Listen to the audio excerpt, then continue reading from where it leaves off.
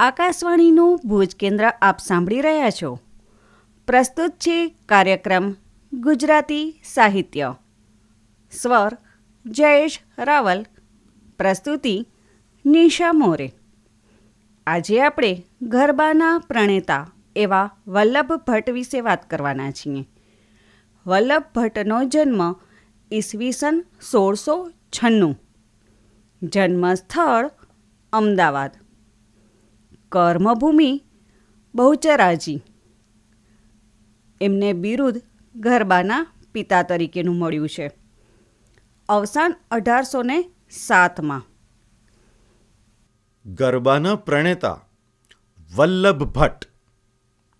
વલ્લભ અને ધોળા બંને ભાઈ ગુજરાતી સાહિત્યમાં ગરબાના જનક તરીકે ઓળખાય છે. ગરબો ધાર્મિક વિષય વસ્તુની સાથે સાથે મહિલાઓને સમાજમાં ઉચ્ચ સ્થાન મળે તે આશયથી લખવામાં આવેલો છે. ગુજરાતી સમાજમાં 18મી સદીમાં સ્ત્રીઓની સમસ્યાને ઉજાગર કરતો ગરબા નામનો સાહિત્ય પ્રકાર એમણે રચ્યો. ગરબાના સર્જનને કારણે તેમને ગરબાના પિતાનું બિરુદ મળ્યું. અમદાવાદના વતની એવા વલ્લભ ભટ્ટ જ્ઞાતિએ મેવાડા બ્રાહ્મણ અને વૈષ્ણવ ધર્મી હતા. જો કે પાછળથી તેઓ દેવી ભક્ત બન્યા હતા. સૌ પ્રથમ માતાજીની લાવણી લખે છે. તેઓ બહુચર માતાના પરમ ભક્ત હતા. તે સમયની સ્ત્રીઓને સમાજમાં સ્થાન મળી રહે તે માટે શક્તિ દેવીને કેન્દ્રમાં રાખી મુક્ત મને સ્ત્રીઓની સ્વતંત્રતાને સાકાર કરે છે.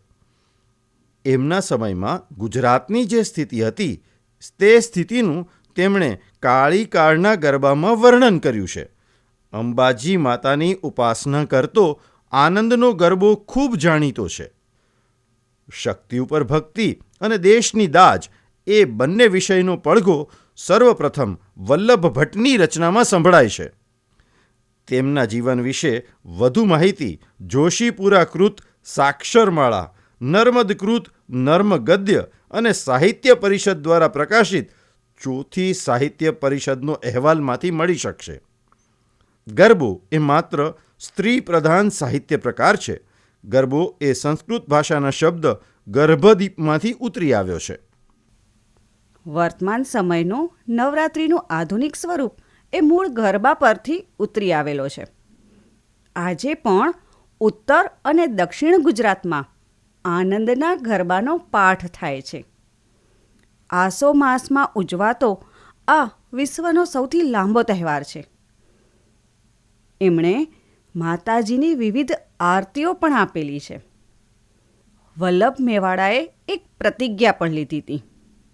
એક દંતકથા મુજબ વલ્લભ મેવાડો શ્રીનાથજીની યાત્રાએ ગયા. ત્યાં તેઓ મંદિરના પ્રાંગણમાં થૂકે છે. લોકો તેમનો તિરસ્કાર કર્યો. તેમણે સ્વબચાવમાં કહ્યું, જાણીને નથી થૂક્યો ને મા બાપનો ખોળો બાળક ઊંદે કે ગંદો કરે તેમાં શું થઈ ગયું? ત્યારે લોકોએ કહ્યું કે આ તો બાપનું ધામ છે, માનું નથી. મા સહન કરે કારણ કે તેને વહાલ વધારે હોય. આ ઉત્તર સાંભળીને વલ્લભ મેવાડાએ આજથી હું માને ગાઈશ એવી પ્રતિજ્ઞા કરી અને માતાજીના ગરબા રચ્યા. બીજી દંતકથા મુજબ નઠારા માણસોની સોબતને કારણે તેઓ દારૂ પીતા અને પોતાને દેવી ભક્ત કહેવડાવતા. એવું મનાય છે કે 13 વર્ષની ઉંમરે માતાજીએ દર્શન આપેલા અને માતાજીની પ્રેરણાથી તેમણે ગરબાની રચના કરી. સૌપ્રથમ માતાજીની લાવણી લખેલા તેમનો વિખ્યાત ગરબો આનંદનો ગરબો છે. ત્રીજી દંતકથા મુજબ વલ્લભ ભટ્ટને વામમાર્ગીઓએ એટલે કે શક્તિ સંપ્રદાયના સનાતન ધર્મી છે એમણે ખૂબ હેરાન કરેલા. વલ્લભ ભટ્ટની માતાના અવસાન પ્રસંગે માતાજીએ ઉત્તર ક્રિયામાં મદદ કરેલી અને માતાજીની પ્રેરણાથી તેમણે ગરબાની રચના કરેલી. વલ્લભ ભટ્ટનું સાહિત્ય સર્જન જોઈએ તો 64 જોગણીઓનો ગરબો, આનંદનો ગરબો, આરાસુરનો ગરબો, શણગારનો ગરબો, મહાકાળીનો ગરબો, કડીકાળનો ગરબો, સત્યભામાના રૂસડાનો ગરબો, કજોડાનો ગરબો, બહુચરાજીની આરતી, અંબાજીનો ગરબો, કૃષ્ણ વિરહના પદ, રામવિવાહ, રંગ આરતી, ધનુષધારીનો ગરબો, અભિમન્યુનો ચક્રાવો. વલ્લભ ભટ્ટની પ્રખ્યાત પંક્તિઓ: માં પાવાતે ગઢથી ઉતર્યા માં કાળી રે, માએ વસાવ્યું ચાંપાનેર પાવાગઢવાળી રે. પાવલી લઈને હું તો પાવાગઢ ગઈ તી, પાવલી લઈને હું તો પાવાગઢ ગઈ તી, પાવાગઢ માળી મને દર્શન દે, દર્શન દે, નહીં તો મારી પાવલી પાછી દે. પછી રંગતાળી રંગતાળી રંગતાળી રે, રંગમાં રંગતાળી. આજ મને આનંદ વાદ્યો અતિ ગણોમાં, ગાવા ગરબા છંદ બહુચર માત તણોમાં. તો આ વલ્લભ ભટ્ટની પ્રસિદ્ધ પંક્તિઓની આપણે વાત કરી. વલ્લભ ભટ્ટનું અવસાન સંવંત 1807ની આસો સુદ આઠમના રોજ થયું હતું. આપણે તિથિ યાદ રાખશું. આસો સુદ આઠમના રોજ સંવંત 1807. આકાશવાણીના ભુજ કેન્દ્ર પરથી આપ સાંભળી રહ્યા હતા કાર્યક્રમ ગુજરાતી સાહિત્ય. સ્વર જયેશ રાવલ, પ્રસ્તુતિ નિશા મોરે.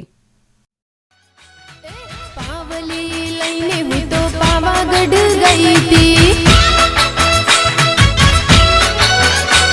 એ પાવાગઢ વાળી મને દર્શન દે, દર્શન દે, નહીં તો મારી પાવલી પાછી દે, નહીં તો મારી પાવલી પાછી દે. એ પાવલી લઈને હું તો પાવાગઢ ગઈ તી,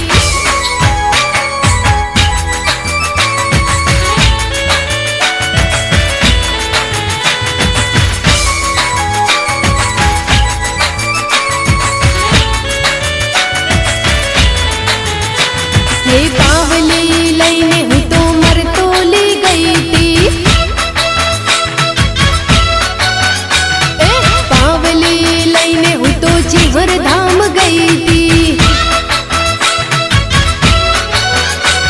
એ ચુવણ ચોક વાળી મને દર્શન દે, દર્શન દે, નહીં તો મારી પાવલી પાછી દે, નહીં તો મારી પાવલી પાછી દે.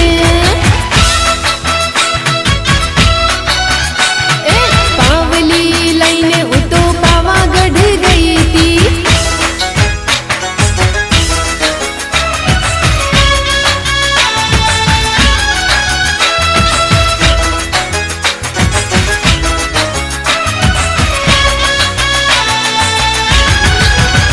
એ પાવલી લઈને હું તો કડાધામ ગઈ તી, એ રોયણવાળી માવડીના દર્શને જઈ તી, હે માતા મારી સજી મને દર્શન દે, દર્શન દે, નહીં તો મારી પાવલી પાછી દે, નહીં તો મારી પાવલી પાછી દે.